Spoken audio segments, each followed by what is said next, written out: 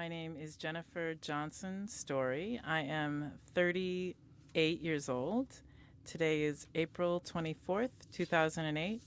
We are in Sacramento, California, and I'm here to interview my father. Yeah, I'm Jerry Johnson. I'm 71 years old. And what day is it again, daughter? It is April 24th, It is Dad. April 24th, and I'm in Stockton, California, and I'm being interviewed by my daughter, Jennifer. And we're both in Sacramento, right? Not We are Stockton. both in. Did I say Stockton? You said Stockton. That's okay. Excuse me. That's okay. Sacramento. Well, that's probably a good place to start because why did you say Stockton, Dad? Well, for years, this was I'd come down to Stockton and stay for anywhere from 6 months to 2 months to 6 months to 6 weeks to 2 months to buy cattle. The seasons are reversed up in here as opposed to where I'm from, and this was our only available supply of feeder cattle. So we would come down here to buy cattle, and I headquartered out of Stockton most of the time, or Bakersfield. And as far as I'm concerned, every time I mention California, I say Stockton. But we're in Sacramento. Okay, good. And maybe just to give it some background, I mean, I'm here to interview you about your career mostly, because to me it's been very interesting. So why don't you just describe your career, what it is you've done, the highlights, your main jobs. Well, I started out in the meat packing business, and I was always interesting to me to be a cattle buyer and an auctioneer. That's what I wanted to be the very most. And from the time I was 10 years old, I always imitated the local auctioneers and listened to them on the radio and wanted to be one. And as time went on, I got a job working in the stockyards. And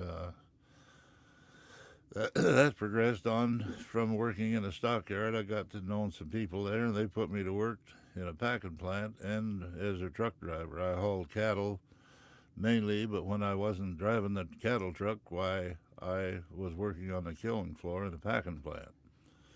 And that gave me a good education and background so that later on, when I graduated from a truck driver to be cattle buyer, it was easy for me because I kind of had an inside track on what an animal was like from the inside out. Now, where did you grow up? I was born in Spokane, and at the age of about 11 years old, I moved to Moscow, Idaho, on a wheat farm and a cattle ranch. And when did you were 10 when you first heard the auctioneers on the radio? Oh, I suppose 8. So why were there auctioneers on the radio back then? It always fascinated me to be an auctioneer, and the reason they were on the radio, each livestock commission company, the sale yards as we call them, where they sell cattle, as an attention getter, I guess, early in the morning they'd have the chant of the auctioneers selling cattle. Then they'd put their ad in there, bring your cattle to Twin Cities Sale Yard or Davenport Livestock or something like that. That's how I got to imitating the auctioneer. What does an auctioneer sound like? Well, I'll just sell you one. I got $40, 41. You want him? How about 41, 2, 3, 4, 5? I have 40. What the half, boys? Are you old and I stole them to you? $45 Jenny bought them. What did I just buy? You just bought a cow for 45 cents a pound. Is that a good price? That's a good one. You made a good trade. Did I make it? So what would the price of a cow have been when you were listening as a child as opposed to now? Oh, well, a high-priced cow then was 10, 12 cents a pound. What's a cow weigh? Well, back then they weighed about 1,000. Now they weigh about 1,250, just through genetics improvements, breeding improvements. And what does it cost now? Well, like a cow, a regular run-of-the-mill cow by the pound is 45 to 50 cents a pound. They were a dime a pound back then. Back then, a fat steer would cost, the grain-fed fat steer ready to go to the packing plant would cost 20 cents. Now they cost $1. So inflation has set in. Right, but probably not as much as other things. No, it's well, take for instance, I have a wheat farm right now, and the highest I ever sold wheat previous to last year was $4 a bushel. And in the years gone by, as a boy growing up on the farm, I remember we used to buy our diesel in a bulk for 18 cents a gallon, and the gas cost 25. So Yeah, diesel is now $4 a diesel gallon. is not over $4; it's about 4.50 a gallon, and gas is right at 4. And well, it's just a lot of difference. But back then we'd get $2 a bushel for wheat. Now we're up till lately we're only getting 4. So wheat has barely gone up, but gas Yeah, and diesel are a lot more gas expensive. and diesel have tripled, and also a byproduct of gas and diesel is fertilizer, and it goes up along with it. So what it does, you increase your dollar volume income off of a farm or a ranch, but your overhead comes right up with it. We were way better off then than we are now for money. Yeah, back then the farm that I grew up on too would have supported a family, right? Yeah, yeah. Back then, you could make 3 to 400 acres on a dry land wheat farm was a good sized farm. Now you can't begin to start without 2,500, mainly because of the cost of the equipment. Mm. Uh, when I got out of high school, I bought a brand new Chevrolet pickup, and it cost $1,900 for a brand new one. And today, that same pickup is 40,000. Yeah, the sales tax on the new one is what the old one used to cost. That's a good way to describe it. Yeah. Oh, that's interesting. So, how old were you when you started going to the cattle sales? Well, I started going with my stepdad when I was I would suppose 11, 12 years old. And then, well, after I was older and got my own car, why, I was there every Saturday. It fascinated me. And all the other kids wanted to go to the town and play football or basketball, and I went to the cattle auctions. So, that's so interesting. So you did that the whole time you're junior high, high school, you did Yeah, that. You did that. right. And so why don't you describe to me how your first kind of break to get into the cattle business, or your first, I know there's this story about when you were in the Forest Service. Yeah, I left home. My dad told me if I stayed home, well, I had to pay $40 a month to live there, and I had a 300 Savage rifle and a wore-out car. And if I remember right, I took off, and there was no jobs around, so I got a job working for the U.S. Forest Service. And I was up there piling brush, but I always timed it so that I had Mondays off. So you were up in Montana working Yeah, for the on the Forest Service? Montana border, and I had Mondays off so I could make it to the sale. And I was going up there on a Sunday night, and I heard over the radio the auctioneer down there got killed in a car wreck. So I turned around and went back. And what did you do? Well, they didn't start me out as an auctioneer right then because I didn't have enough experience. But they put me to working in the ring, running the gate and working around the inside of the auction ring. And a fella that owned a small meat packing plant and a truck lines approached me and wanted to know if I wanted a job working for him, and I'd have to be able to butcher and drive truck too. And I took the job, and that's where I got started. How much, what were your hours like? What did you make? You got $400 a month, and you worked 8 days a week. So you didn't have a lot of days off. There's no time off. I can remember working for him one time for a year and a month and never took one day off. Not Christmas either. Were you married at that time? No. Oh, okay. No, I wasn't. No. So then how did you become, so then you were working on the packing floor and driving trucks. How did you become a buyer? Well, I worked there as a truck driver, but as time went on, the company could see that I could do other things besides drive that truck. So instead of having the buyer go out and sort the cattle, well, I'd drive the truck out there and sort the cattle and weigh them up and pay for them. And the buyer didn't really have to show up. And then they'd ask me how many more cattle were in there that were ready to ship, and I'd tell them. And, of course, then the buyer'd call them up and buy them so he could say he did it. And then I'd go out and sort them up and put them on the truck and haul them to Seattle. It was about about a 500-mile round trip, and I can do it every day. And that's why we never got a day off. Yeah. And then the buyer got in trouble with the company. I think mainly because he wasn't doing his job.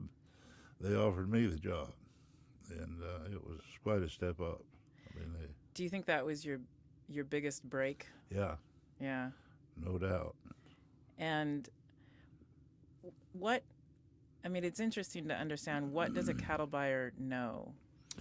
Well, you have to know what, by looking at the live animal, you have to know what he'll grade, that means the quality of the beef is, and what he'll yield, that means how many pounds of beef you will get off of the live animal, and you have to learn that, and it takes time and experience, and that's what I did.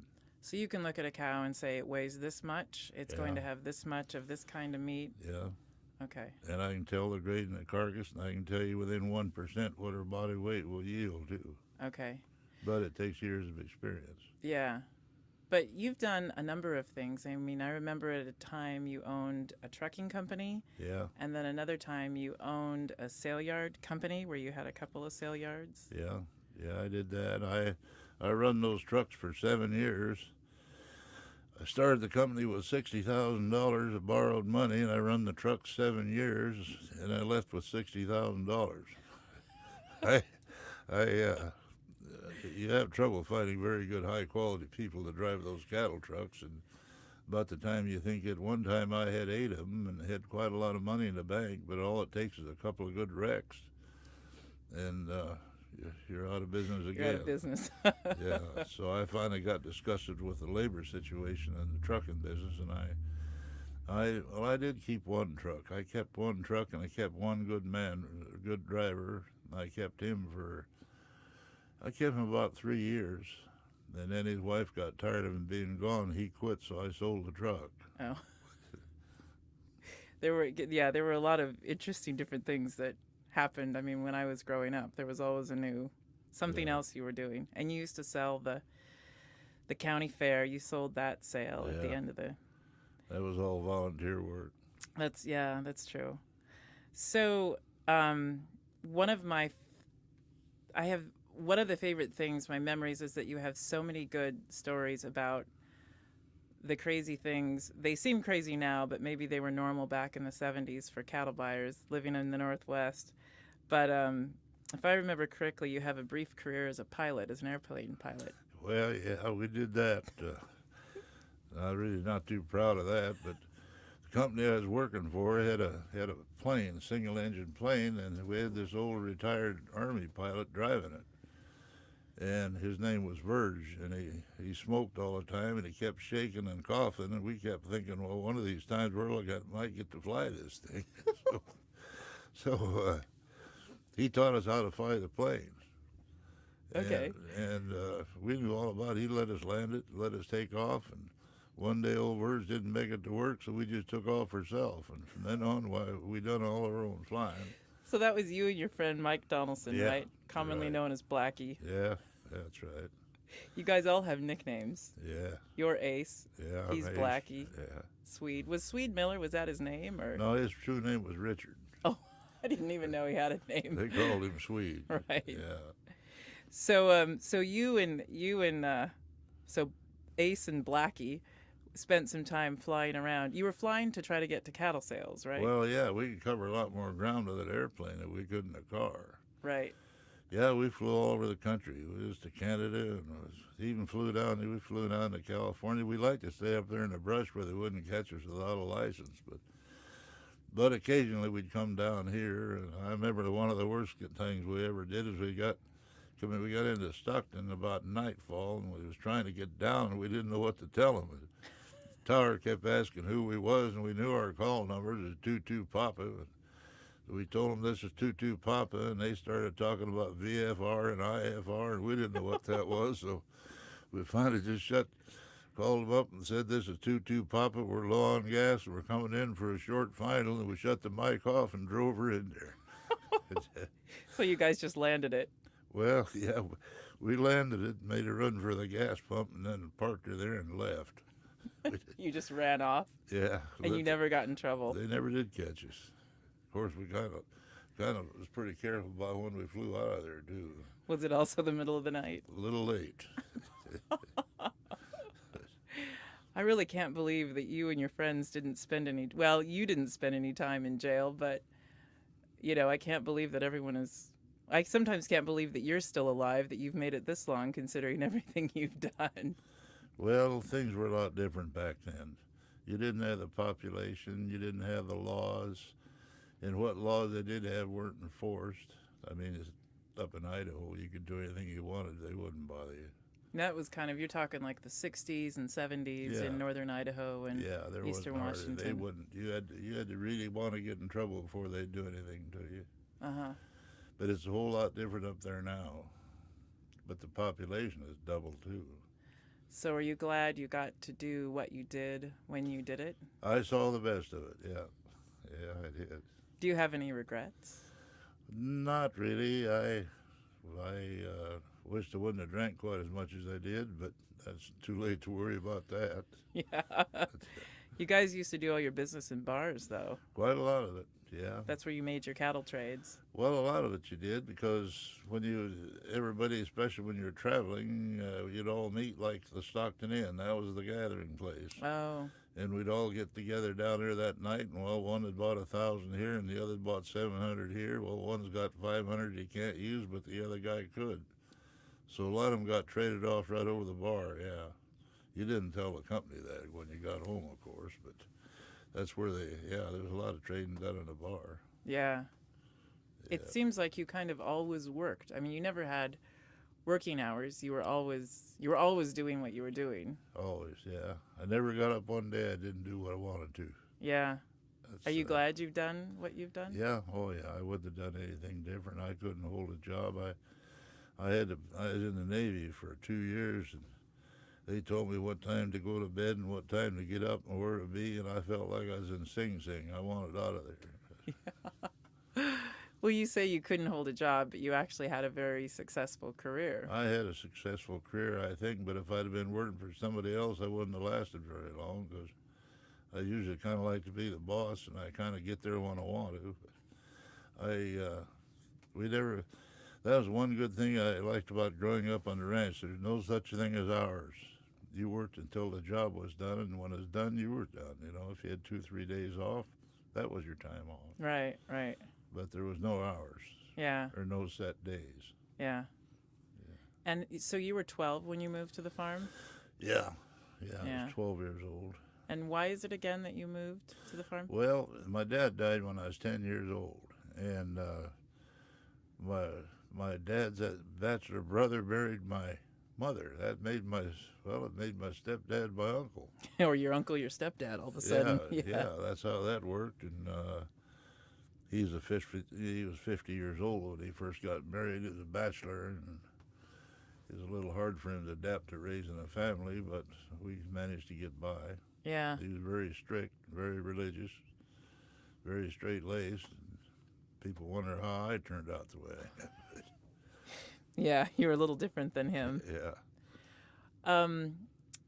But so your dad died, so it must have been hard to move to the farm, but you were on a farm and a ranch. Yeah, that's right. Yeah, that was about the worst day of my life when he died, I think. But You think so? Do you Yeah. think that's the worst thing that's ever happened to you? I think so. Yeah, you were just 10 years old. Yeah. How old was Uncle George? Well, he's 3 years younger than I am. So he was just 7. Yeah. That must have been hard for. Well, Grandma had a lot of family there in Spokane, didn't she? Yeah, she did, but I never did fit in with that side of the family. I always liked the Johnson side. Once I moved down to Idaho, I never did go back and see them again. Right, right. So, okay. Sorry, I forgot what I was going to ask. So, how did Grandma adapt to life on the farm? Well, it was different for her because she never was a farm wife. She grew up in the city, and she wasn't used to getting up at 5 o'clock in the morning and cooking for a haying crew. And she had trouble adapting to it, but she did, and she toughed it out. those farm wives had to work hard back then because we always we had hired men around, but we didn't have microwaves and all that sort of thing. But the most modern thing she had was a pressure cooker. Other than that, That was a modern convenience. that was a modern convenience. And other than that was a frying pan. That was about it. During the haying, why we'd have 5, 6 hired men around and have to feed them, and Dad and I too. Who built the house in Moscow? My grandfather. And I'm not sure when it was built. Emil Johnson. Emil Johnson was my grandfather, migrated from Sweden. I never was sure. The records go back to 1890, and I think that house was new in about 1890. I know when I got to working on it, I run into square nails. Oh, really? So that tells you they quit using them a long time ago. Yeah. So you grew up in that house. I grew up in that house. You grew up in it. And did Grandpa grow up in it? Grandpa grew up in it. So about 3 generations. There's I guess 4 generations lived there all together. 4 generations altogether, yeah. It's still standing. I'm still patching on it, but it's there. For better or worse, it's Yeah. still there. Yeah. And then how many acres of wheat? There's about 500 acres of wheat ground up there. Okay. And it's wheat and peas? Wheat and peas. Yeah, we use peas for a rotation. You can't put fall wheat after fall wheat every year because it's not good for the ground. You won't get any yield. But so you plant wheat one year, fall wheat, put it in the fall, cut it off, and then the next spring you put peas in, or spring barley or something like that. Okay. So sorry, changing subjects a little bit, but if you were to look back on all of the different things that you've done, I mean, owning the sale yard, owning the trucking company, being a buyer, all of the different things, what do you think are some of the real highlights? What are the things that stand out on your mind when you first think of it? Oh, the highlights, I wouldn't know. I think one of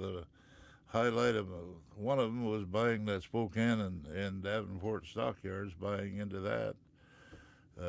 I got in there, and I was in there about 10 years, but by the time I was put 10 years in, I was wanting out of it too. I wasn't getting along with my partners that good, and I was getting tired of them farmers. I had a little trouble being nice to them.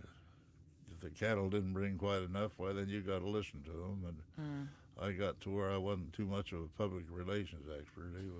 It was time for me to go. Yeah. Yeah. When did you, what's the most cattle you ever bought?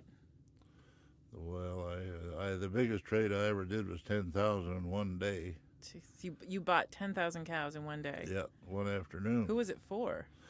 Well, I bought them for one man, but I sent them to about 4 different places. I sold them to 4 different feedlots.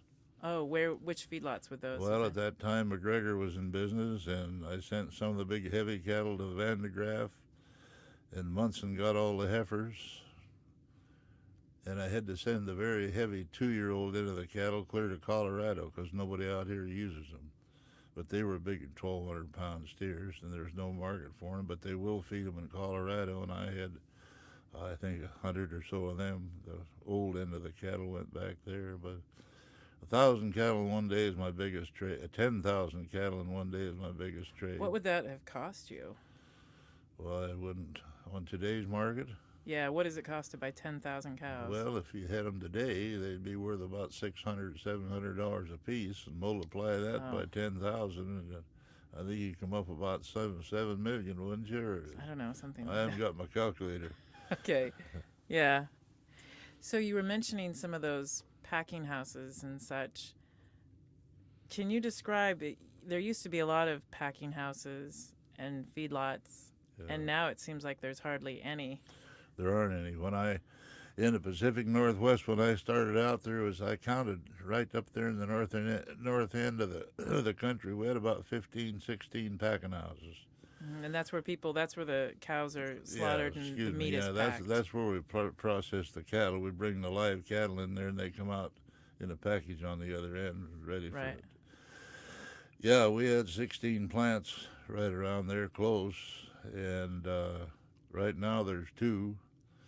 And they feed a big part of their own cattle, and the other one feeds all their own cattle. So that's what's kind of made it impossible to stay in business around there in the feeding because there's nobody left to buy them. So, in terms of the number of independent cattle buyers left, There are very few. and it's probably you guys who are retiring? The bulk of us are that are still buyers are guys that are going up and down the road that had former contacts. Oh, right. People that we've been with a long time. Like I bought cattle from Munson Ranches for 30 years, Yeah. and they just closed up last year. The packing plant I've been with now, I've been with about, I don't know, 12, 15 years, but I've got one ace in the hole that a lot of people, the younger guys, don't have, and that's that I do know how to buy slaughter cattle. Okay. Because of my years of experience working for Cudahy Packing Company, that's all I did was bought cattle to kill, and Okay. I have that experience, and it's helped me. But I'm pretty much semi-retired now. I just buy. I don't travel near like I used to. I used to run 50 to 70,000 miles a year. Now I'm down to about 30.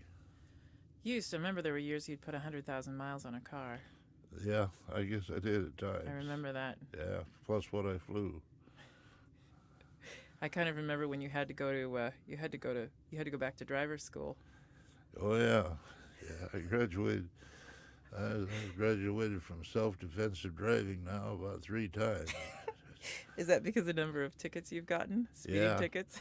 Well, it was especially bad back then because they had those big high-powered cars, you know. The police did. No, we did. Oh, you did? Okay. Well, the police did too. Okay. But, we was young and had a lot of miles to cover, and we did know how to drive them, and we did drive them. And in the process of that, you managed to get picked up pretty regular. And then there was a short while they had a 55-mile-an-hour speed limit. Right, that's right. And that's where I really got in trouble. I couldn't make it out of the driveway before the cops had a hold of me. that's If I remember correctly, you got kicked out of driver's ed school one time. What was Yeah. that for? Well, that's the second time I've been back there, and he said, "You back here again?" I said, "Yeah." He said, "You're kind of a poor influence." I told him, "Yeah, I guess I am." Well, the only ones around are a bunch of kids that had been picked up for drag racing. And he got giving me speeches about being a professional driver, and I said, "Well, what do you call a professional driver?" He said, "That's somebody that drives 40 to 50,000 miles in a year." I said, "Well, I backed up that far last year." So then you got kicked out of class for being a bad influence. Yeah, I got kicked out of class, had to re-enroll. Because you were a bad influence on the students. They said I was a bad influence, yeah. So there was another, I was thinking earlier when you were talking about all of these different packing houses and they were all over. I guess that means that it used to be that when you bought your a meat product at Safeway, it came from 50 miles away. And now it probably comes from Iowa. Is that right? That's right. Back in those days, things like pork, there was refrigeration and transportation wasn't such that what we'd have to do is we'd haul the live hogs clear from Iowa or Omaha, Nebraska, clear to Seattle, and then kill them there. And then of course they were processed, and your bacon was made there and everything. But your product was fresh. But along about the mid '70s, early '80s, why refrigeration and transportation got so good that was no longer a problem. I mean, the way these trucks travel now, and as good as refrigeration is, they can have them out here pretty near the next day. See, where it used to take them 3 days on a train to get here a lot of times, or 2 days. So now if you buy something from Safeway, it's probably come from Iowa. Odds are. And 20, 30 years ago, it would have come from the state you're living in. Right. Probably 50 miles from where you are. That's right. Interesting. Mm-hmm. Huh. That's interesting. So earlier I asked you about some of your highlights, and you mentioned them. What about the lowlights? What about you've had such an interesting career. There must have been some real difficult times. There was some tough times. Yeah, back in the early '80s was pretty bad. That's when all the packing houses started closing up. Iowa Beef pulled in, and they opened up a plant And people told me, they told me then, they said when they move in, they'll break everybody around them. And I just laughed. I said, "There's nobody that strong." Well, about 3 years later, I found out they was right. They shut everybody down, every packing house around. So They it's were the only one left. so it's kind of like Walmart moving in, where it closes Yep, everything down. It was that's the right. same thing at that And time. it made it hard for me because a lot of cattle feeders closed up. And then I done business with a lot of these small packing houses that was around. You know, I had all those different orders, and times were so good previous to that, you could drive down the road and buy a load of cattle, not even know who you was going to send it to. But you get on the phone that night, you'd call up and you'd have somebody that wanted them at a profit. But uh, after that 1984 session, there wasn't anybody left to call. You didn't need a phone book. Those days is gone. Well, it hurt me and it put me in a bad spot because I couldn't do business. So what did you do? Well, I cinched up my belt, and I'm sure you remember times the bacon got pretty thin around the house there Yeah. for 2 or 3 years, and then I bought into that sale yard. It bought into the stockyards, Mm-hmm. and I And was that, in that for that kind of pulled me out of the hole. Yeah, yeah. yeah. Um, if you had any advice to pass on to people, if you had any, or let me put it this way, if this was our last conversation and you wanted to give me all the advice you could, what would it be? Well, I guess I'd say the main thing is that I always do what you want to do. You would be a lot more successful and you lead a lot better, happier life if you do what you like to want to do. I couldn't think of anything I'd rather less do than be sitting in a factory somewhere waiting for 5 o'clock so they blow the whistle and I could get out and the weekend show up. And all my life I hated to see Sundays coming because there wasn't any sales going on. So I guess I would have to say do what you like and set out what you want to do and don't change your mind. Just keep going. Yeah. I remember, I think you gave me that advice when I was trying to figure out what to do. Yeah. And I was scared about going overseas when I first started working for organizations overseas. And you had always said you have to just do what you want to do what you love to do, the money will come later. Yeah, it will. Yeah, and it did. It worked out like that. Yeah. Eventually I got a job with the State Department and there was more money, but you were right. It was good. It was good advice. I also remember you told me I was trying to figure out whether I should go or not, and you said, "The plane flies both ways. There's no shame in coming home." Yeah. So thanks to that, I went overseas, Yeah. and I never regretted that. Is there something that I haven't asked you that you think is worth mentioning? No, not right offhand that I can think about. Another thing I always prided upon myself, outside of doing what I wanted to, was being good at what I did. But I can truthfully say I've never beat a debt. And I've been in some bad financial shape in my life, but I always paid off everybody with interest. Yeah. And I guess you could say that at my funeral. That was the other question I was going to ask. How do you want people to remember you? Well, he always paid his debts, and he bought a lot of cattle. I guess that's about all you could say, isn't it? Well, I think there would be other things to say. I mean, we've just been talking about work, but I think there'd be other things to say. Well, I sure wasn't father of the year.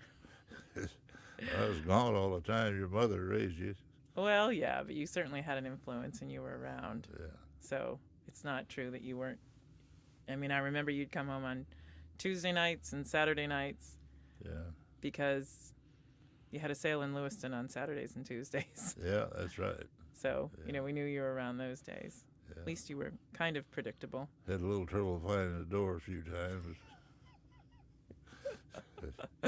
Someone would have to sometimes get you. Yeah. Oh, that's all right. There are so many different funny stories from the things that you and your friends have done along the way. I think the one about landing the airplane was one of them. And I guess we probably don't have enough time to get into another one. What about, wasn't there a little incident with you and Blackie after Kennedy was shot? Well, yeah, that wasn't the nicest high point of my career.